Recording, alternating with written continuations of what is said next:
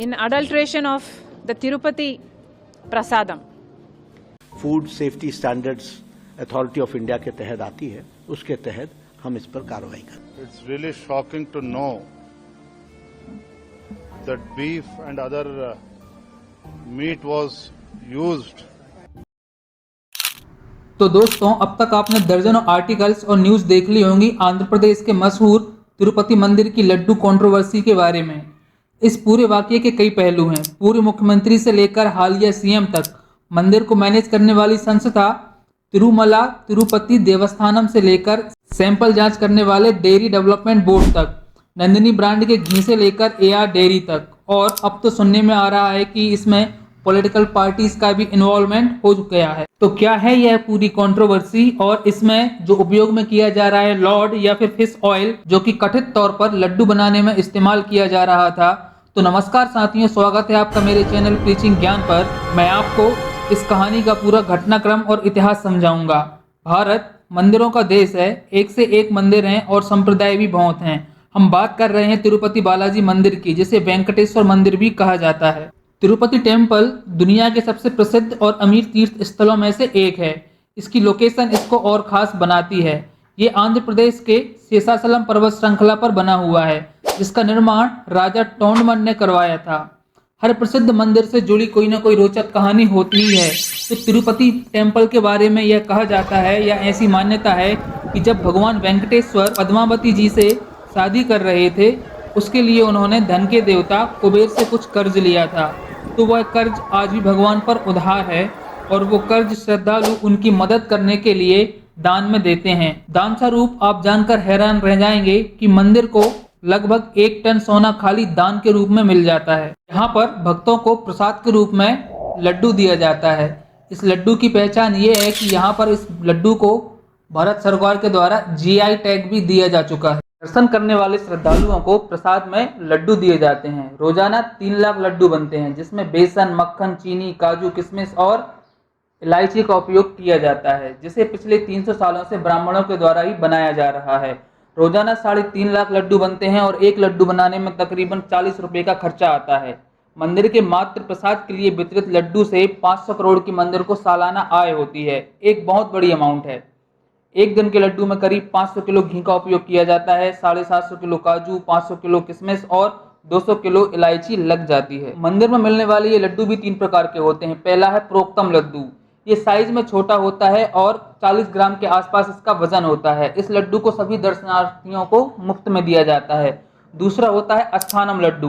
किसी विशेष त्योहार या पर्व पर दिया जाता है, इसलिए इसमें केसर, बादाम और काजू का इस्तेमाल ज्यादा किया जाता है और इसका वजन लगभग 170 ग्राम के आसपास होता है। अगला है कल्याण उत्सव लड्डू। इस लड्डू की सबसे ज्यादा डिमांड है और इसको अक्सर कल्याण उत्सव में भाग लेने वाले भक्तों को दिया जाता है और इसका वजन लगभग 750 ग्राम होता है और इसकी कीमत 200 रुपए के आसपास होती है। तिरुपति मंदिर की देखरेख या मैनेजमेंट तिरुमला तिरुपति देवस्थानम या फिर टीटीडी बोर्ड के द्वारा होता है। इसका अध्यक्ष भी होता है, जिसको आंध्र प्रदेश की राज्य सरकार द्वारा नियुक्त किया जाता है। वर्तमान में आईएएस अफसर जे श्यामला राव इसके अध्यक्ष हैं, जिनकी नियुक्ति चंद्रबाबू नायडू ने करी थी। अध्यक्ष के अलावा बोर्ड में 7 और सदस्य भी होते हैं, जिसमें मंदिर के मुख्य पुजारी भी शामिल होते हैं। तो ये तो हो गया बेसिक नॉलेज। अब सवाल ये है कि प्रसाद के रूप में वितरित होने वाले लड्डू में जानवरों की चर्बी और मछली का तेल होने की बात सामने आई तो कैसे? तो कुछ भक्तों के द्वारा लगातार ये शिकायत दर्ज करवाई जा रही थी कि लड्डू के स्वाद थोड़ा बहुत चेंज लग रहा है। अब जो ट्रेवलर्स होते हैं या फिर विजिटर्स होते हैं, उनको तो ये बात समझ नहीं आ सकती, क्योंकि वो पहली बार ही गए हैं। जो लोकल हैं, जिनका रोज आना जाना होता है, स्वाभाविक है चेंजेस उनको ही महसूस हुए होंगे। तो धीरे धीरे ये बात 2 से 4 लोगों में फैली और पहुंचती है बोर्ड के अध्यक्ष आईएएस ऑफिसर श्यामला जी के पास। वो इस मामले को गंभीरता से लेते हैं और लड्डू की क्वालिटी चेक के लिए स्पेशल कमेटी का गठन करते हैं। सैंपल की जाँच के लिए गठित कमेटी में कुछ स्पेशलिस्ट लोगों को शामिल किया जाता है, जैसे national dairy research centre Vijayawada के ex chief scientist B Surendra Nath. Committee ने इसकी जांच करी और ये निष्कर्ष निकाला कि लड्डू बनाने में घी का भी इस्तेमाल होता है। तो हो सकता है कि घी में कोई खराबी हो, इस वजह से टेस्ट डिफर कर रहा हो। तो इस वजह से 9 जुलाई को गुजरात की मशहूर राष्ट्रीय डेयरी विकास बोर्ड के पशुधन और खाद्य विश्लेषण और अध्ययन केंद्र CALF इसको घी का सैंपल भेजा जाता है। CALF इस बात की पुष्टि करता है कि घी ही अशुद्ध है और लड्डू में जानवरों की चर्बी और मछली का तेल है। तय की बात यह है कि TTD और राज्य सरकार को ये रिपोर्ट 12 जुलाई को ही मिल गई थी, पर इसका खुलासा CM चंद्रबाबू नायडू ने किया।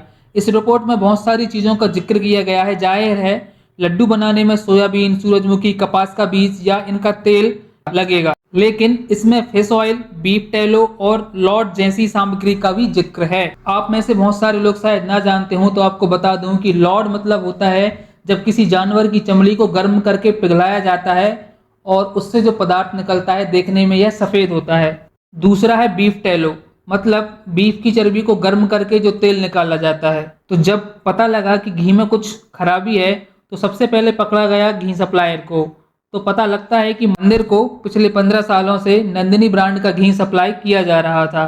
तो ये नंदिनी घी दरअसल KMF यानी कर्नाटक मिल्क फेडरेशन सप्लाई करता था, पर ये पिछली बात है। आज की कंडीशन में तो तमिलनाडु की AR डेयरी फूड्स ही सप्लाई कर रही है। तो सवाल ये है कि जो कंपनी पिछले 15 साल से घी सप्लाई कर रही थी उसको बदलकर नई कंपनी से घी क्यों लिया जाने लगा? टेंडर बदलने का कारण रहा घी के दाम के कारण। KMF को बढ़ती दूध की कीमत के कारण घी सप्लाई करना महंगा पड़ रहा था, तो मंदिर ने सस्ते सप्लायर यानी AR डेयरी फूड्स को न्यू टेंडर दे दिया। ये सब हुआ था जब आंध्र प्रदेश में जगन मोहन रेड्डी की सरकार थी। अब होता यह है कि हाल ही में जुलाई 2024 में आंध्र प्रदेश की सरकार बदलती है और मुख्यमंत्री बनते हैं चंद्रबाबू नायडू।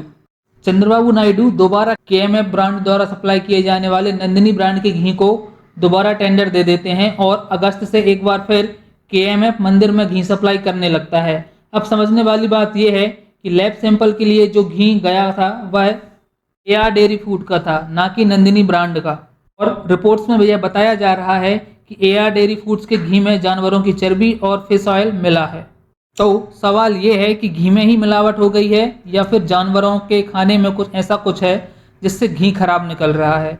फिलहाल केंद्रीय स्वास्थ्य मंत्रालय ने AR डेयरी फूड्स को कारण बताओ नोटिस जारी कर दिया है।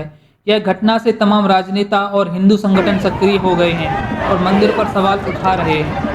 यह मुद्दा धीरे धीरे राजनीतिक और बनता जा रहा है। तमाम पार्टियां एक दूसरे पर आरोप प्रत्यारोप लगा रही हैं। फिलहाल में पूर्व मुख्यमंत्री जगन मोहन रेड्डी पर हैदराबाद के सैदाबाद में एक वकील ने FIR करवा दी है। भारत में ऐसे अनेक मंदिर हैं जिनमें प्रसाद के रूप में कुछ न कुछ दिया ही जाता है, तो क्या हर कहीं इस तरह की अनियमितताएं बढ़ती जा रही हैं? तिरुपति मंदिर भारत का नहीं दुनिया का सबसे अमीर मंदिर है, जिसकी सालाना आय 3000 करोड़ रुपये है। यहाँ के लड्डू को तक GI टैग मिल चुका है। 1500 करोड़ रुपये तो मंदिर को साल भर में दान ही मिल जाता है। फिलहाल जांच चल रही है और जल्दी सामने आएगा क्या सच है। तो साथियों, ये थी आपके पते की खबर।